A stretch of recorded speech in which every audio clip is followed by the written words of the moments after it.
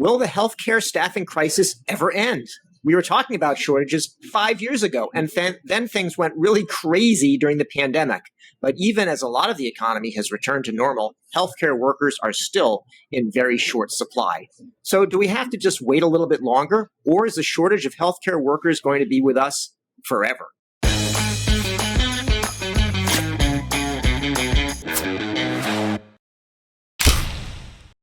Welcome to CareTalk, America's home for incisive debate about healthcare business and policy. I'm David Williams, president of Health Business Group. I'm John Driscoll, the president of Walgreens Health. Summer's here, and it's time to choose what to read during those lazy days on the beach. Well, some people are going to pack the latest romance or thriller, but I'll be spending my time reading the CareTalk newsletter, which delves into the thrilling, if not romantic, depths of the healthcare business policy and innovation worlds. Sunscreen? Check. Beach toys? Check. CareTalk newsletter? Double check. Click the link in the description below to subscribe, and as a special bonus, we will randomly select one new subscriber this week to get a free CareTalk baseball cap. So David, this is not a new topic.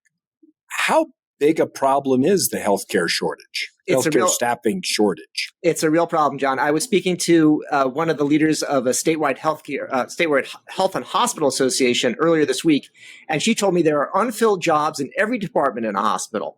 Any kind of a nurse, physician, also administrator, support, cafeteria. It's pervasive. And they say out of about 1 million physicians that are out there, the American Association of Medical Colleges says something like 124,000 shortage within a few years, including 50,000 primary care docs, big shortage of nurses that we talked about. It's worse than that, because really it's not, well, there's just under 1 million, active people with active license in the U.S., only about 686,000 are actually practicing. And so you're really looking at, with 100,000 looking to leave, a pretty material hit. And the social context here ain't great because of the baby boom. You've got 10,000 people turning Medicare eligible, age 65 every year. We're not going to ask you your age, David. And no. that brings with it a bolus of chronic conditions as America goes from fit to fat, and we continue to have a rapidly growing problem with diabetes and coronary heart disease, the two most dangerous things that are happening. That is, you're even more likely to have that as you get older. As America ages, we need to care for it. And the pandemic really burned a lot of folks out. John, you love to blame the old people, and they certainly deserve their degree of blame, especially those having birthdays. Happy birthday, not. But there's also, we got to blame the youngsters too, John, because there's a lot of the youth that are having trouble, mental health issues, some, stemming from the pandemic. And then at the really early age, John, there is a big increase in the number of autism diagnoses. Those folks are going to need more care and more behavioral health. Up 50%. And I don't know whether that's really an explosion in autism or we're really getting better at diagnosing it. But what that all speaks to is the social burden of healthcare. And ultimately, all of us want to be cared by humans. Well, most of us, maybe you're happy with the robot, David, but the rest of us really care about that. And let's think about nursing. I mean, there's 3 million nurses, in the country, and a substantial proportion of them want to retire and get out of the profession because they're having to deal with more and more demand because of the when you don't have enough staffing in hospitals or in ambulatory care areas. What happens is that the nurses who are there end up having to do more work, and then it's sort of a doom loop.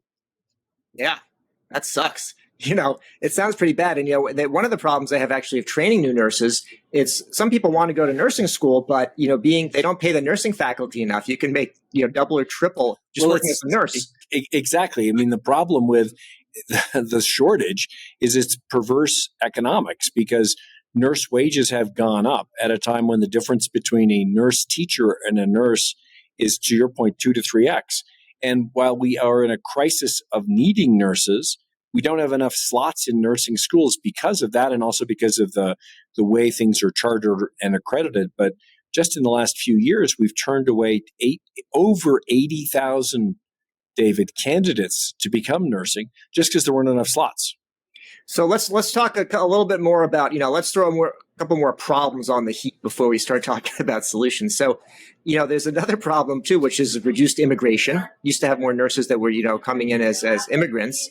You've also got people living longer, how dare they, not just turning 65, John, but keeping going, for a while. And so you've got, stay on that side too. Stay on that immigration point, because that's really a major problem. We've got actually a solution for allowing tech workers to come into the United States. We used to have an ability to get bipartisan agreement to bring in doctors and nurses from other parts of the world.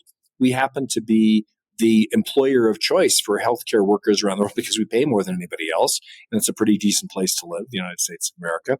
And yet we can't get bipartisan agreement.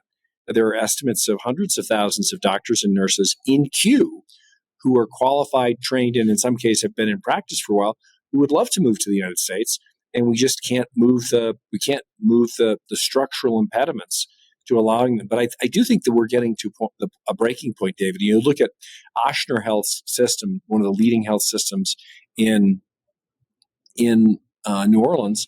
They had 1,000 openings, a massive system. It's a small number of openings, but they had to close 100 beds.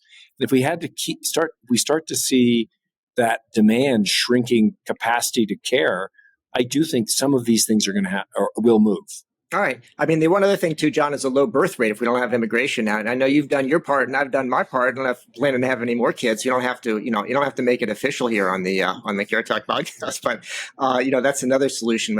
We'll say I'll let you take the fifth on that as long as the Constitution's still hasn't been suspended. So let's talk about that's enough about problems, John. How about some solutions? What can be done? What's being done? I think that one of the most interesting aspects of generative AI is not the stuff you read about, but the stuff that really can solve substantial problems. An enormous amount of money is spent, and time is spent, and labor time is spent on back office work, on documentation, on reconciliation, and those are rules-driven problems. Where if you can get them into a generative AI context, you could actually train a model to solve those problems faster. I think there's a big opportunity for generative AI and AI in general in the diagnosis area, where they could be augmenting the good work of doctors and nurses and being a tool at the fingertips. So if you think about back office and diagnosis, I think that artificial intelligence can really augment meaningful care and scale it, and potentially actually help extend the work of doctors and nurses. That makes sense, John. The thing about generative AI, of course, is it can hallucinate.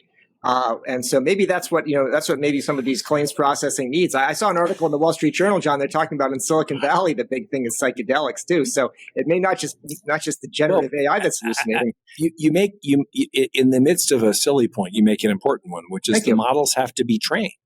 But the nice thing about most of these, if it's back office reconciliation and documentation, you can train those models based on activity you've currently got. You're not asking it to, write a sonnet for you, and so you can test it. You can actually test what the model creates against what the people with a conventional computer can create, and that's how you actually train these models and put guardrails around it.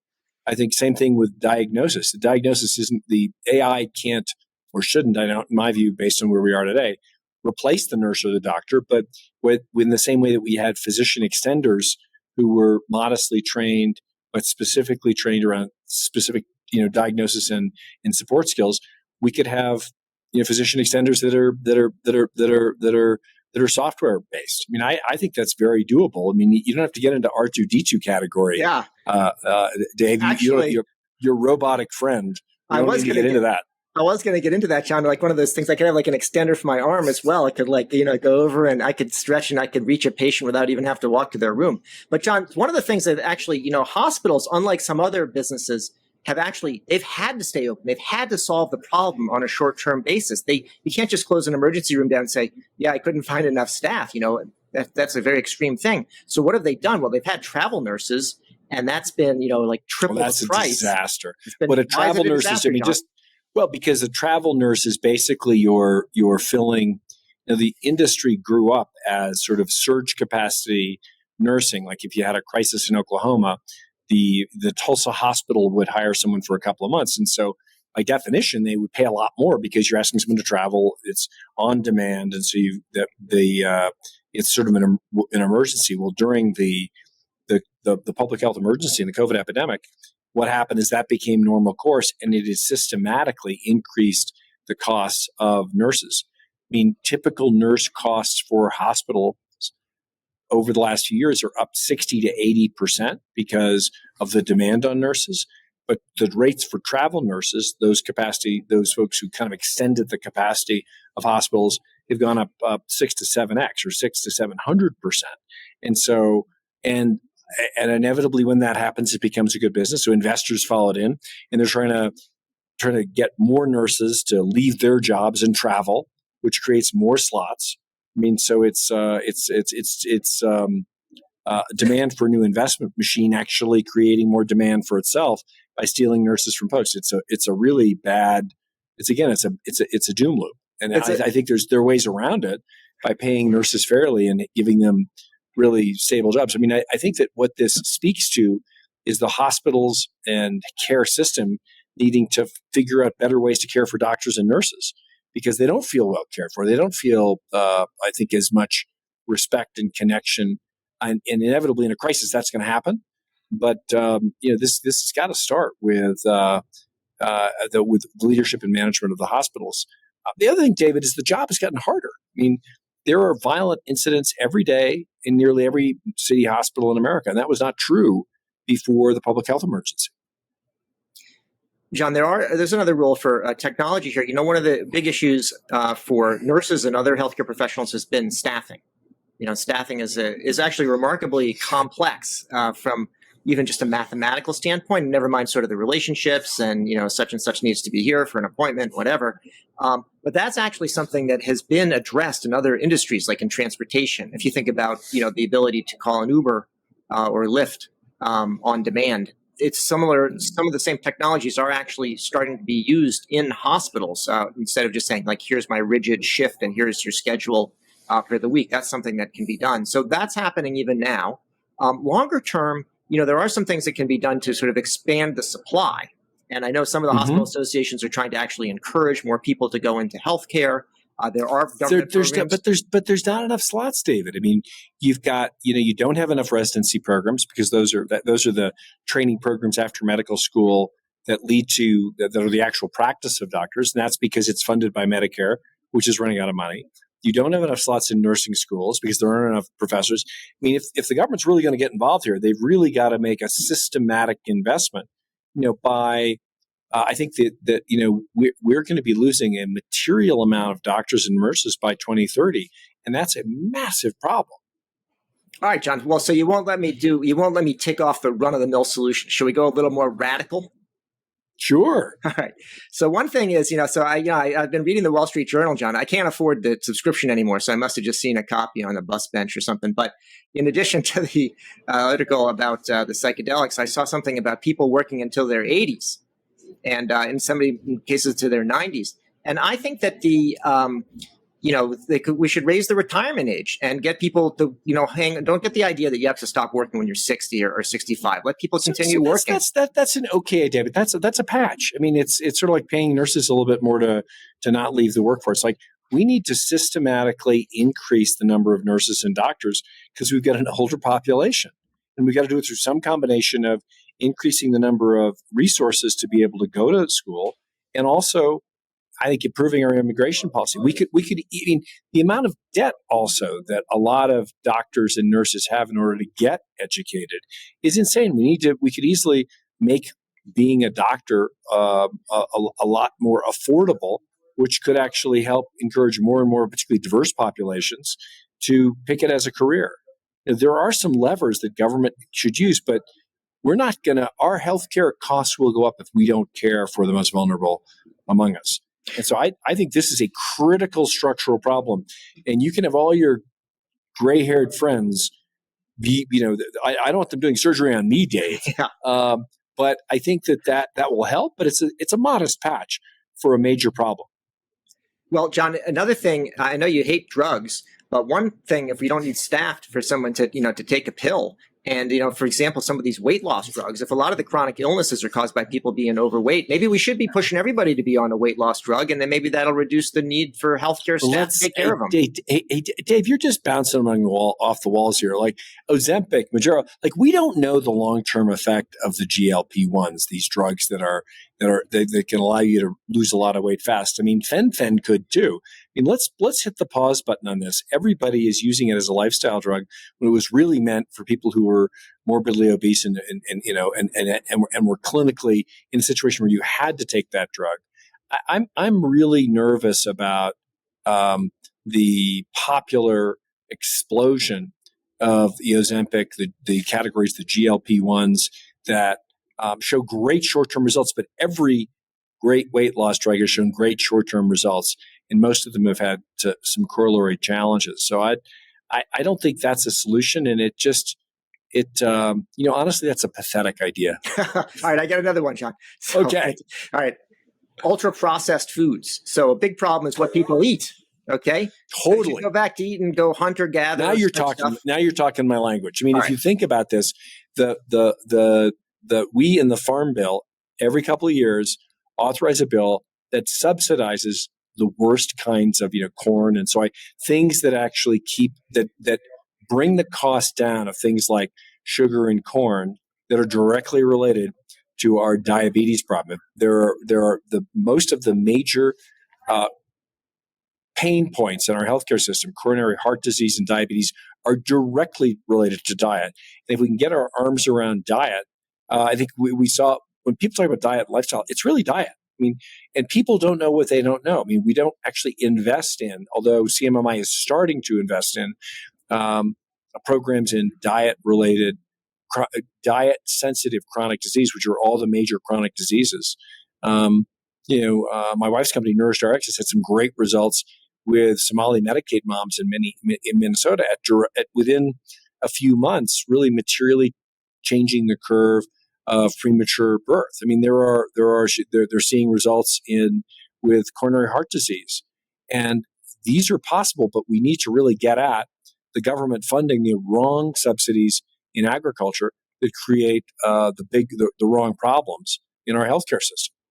Well, John, we don't normally break news on this show. However, I think you've just indirectly said that you are not going to be the 57th candidate for the Republican nomination for president with what you just said about Iowa and corn. So, all right, you heard it here first. So, John, the other thing is, let's just finish it up and talk about, we're talking about the U.S. and we have talked about immigration as a solution, but immigration to the U.S. of healthcare workers is a problem for people in other countries. They have the healthcare staffing shortages too. What do you think about that?